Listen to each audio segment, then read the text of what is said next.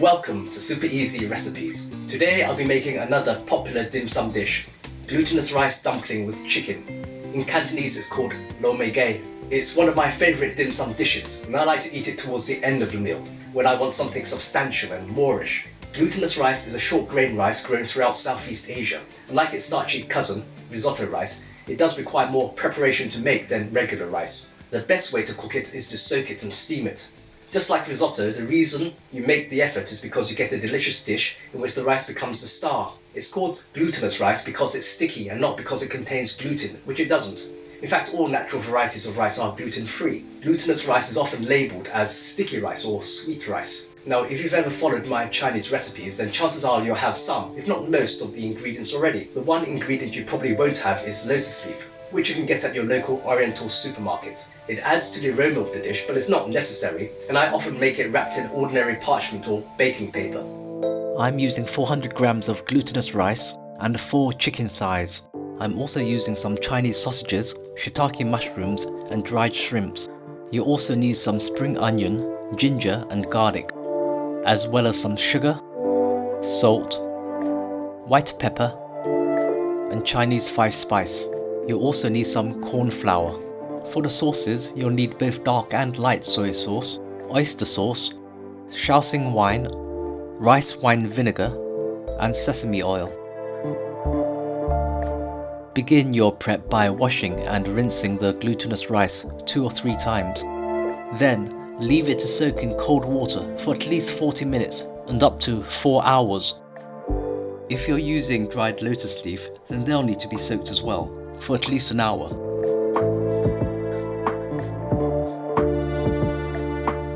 While you're at it, you might as well soak the shiitake mushrooms and dried shrimps at the same time. Do use hot water. With the soaking out of the way, you need to prepare the chicken for marinating. Cut the chicken thighs into long strips and put it in a mixing bowl. Add a light soy sauce, dark soy sauce for colour, a generous slug of oyster sauce, rice wine vinegar, a drizzle of sesame oil, a little vegetable oil, about a teaspoon of sugar, a few pinches of salt, a pinch of white pepper, and, most importantly, a quarter of a teaspoon of Chinese 5-spice. I'm also going to add a teaspoon of grated ginger and a clove of grated garlic. All these ingredients will make your chicken highly flavoured.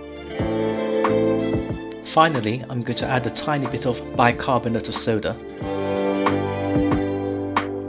and a teaspoon of cornstarch.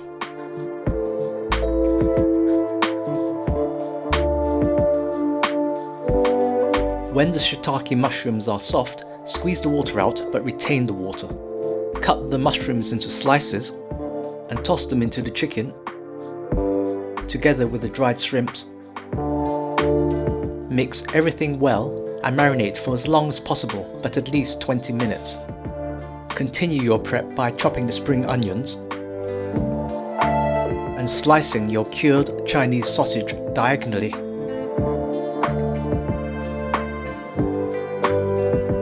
The next step is to cook the glutinous rice. Glutinous rice is best steamed, and I'm going to layer my steamer with parchment paper, and I'm going to spread the rice evenly on top. I'm not going to completely cook the rice, which takes about 30 to 45 minutes. I'm only going to steam it until it is almost cooked, which takes about 20 minutes. In the meantime, I'm going to prepare a sauce for the gravy, using a tablespoon of dark soy sauce and a tablespoon of light soy sauce. I'm going to add about 2 tablespoons of oyster sauce and a tablespoon of Shaoxing wine. Good drizzle of sesame oil, and then I'm going to add a cupful of the liquid which I used to soak the mushrooms. Give everything a stir and set aside. Also make a cornstarch slurry by combining a teaspoon of corn flour with cold water. After 20 minutes or so, remove the rice from the steamer.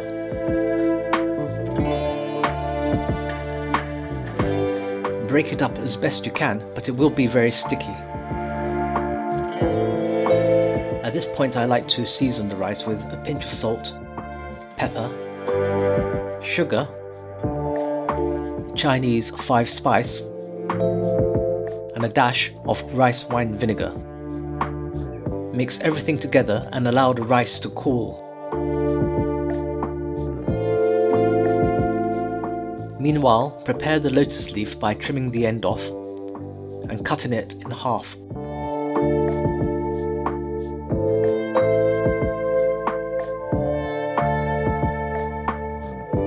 Now you're ready to fry the filling. First thing to do is to render the fat from the Chinese sausage. Do this by frying it in a little oil on a low heat for a few minutes.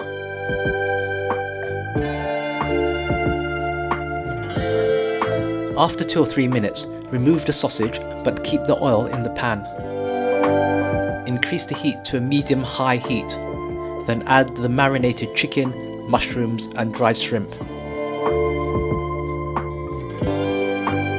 Don't overcook the chicken, you just want to sear it and get some colour on it. Turn off the heat before the chicken is cooked through and stir in the spring onions.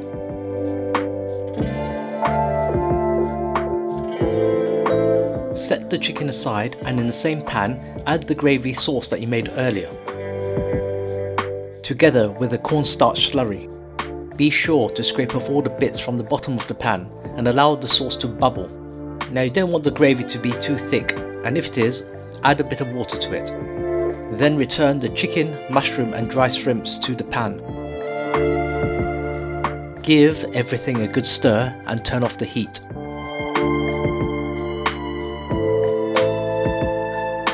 Allow your mixture to cool a little before adding it to your glutinous rice. Mix everything up well. Now I used to separate the rice, filling and gravy and build up the dumpling in layers, but this method is frankly easier and it makes no difference to the overall taste.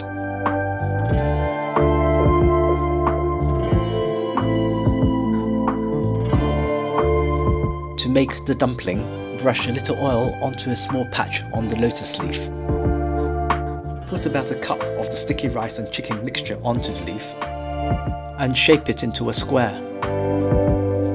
Place a few pieces of the Chinese sausage into the center.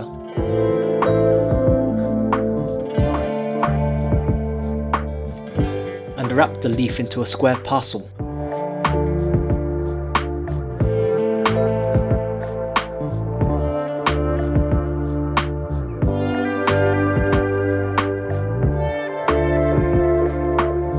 If you don't have lotus leaf, then baking paper or parchment paper works just as well.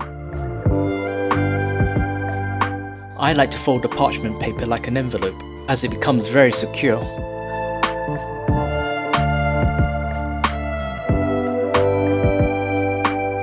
I keep the dumplings in the fridge until I'm ready to cook them.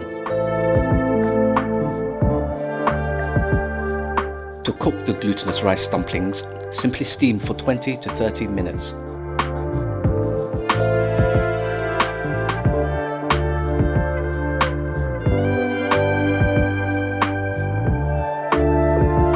And there you have it, Lo Mai Gai, a dim sum classic. The aroma is irresistible from the moment you unwrap it. Perfect on its own or as a starter. The dumplings are highly flavoured and don't require any sauce, but personally I like to break out the sriracha sauce. And if you watched this video to the end, then you might as well hit that subscribe button for more super easy recipes.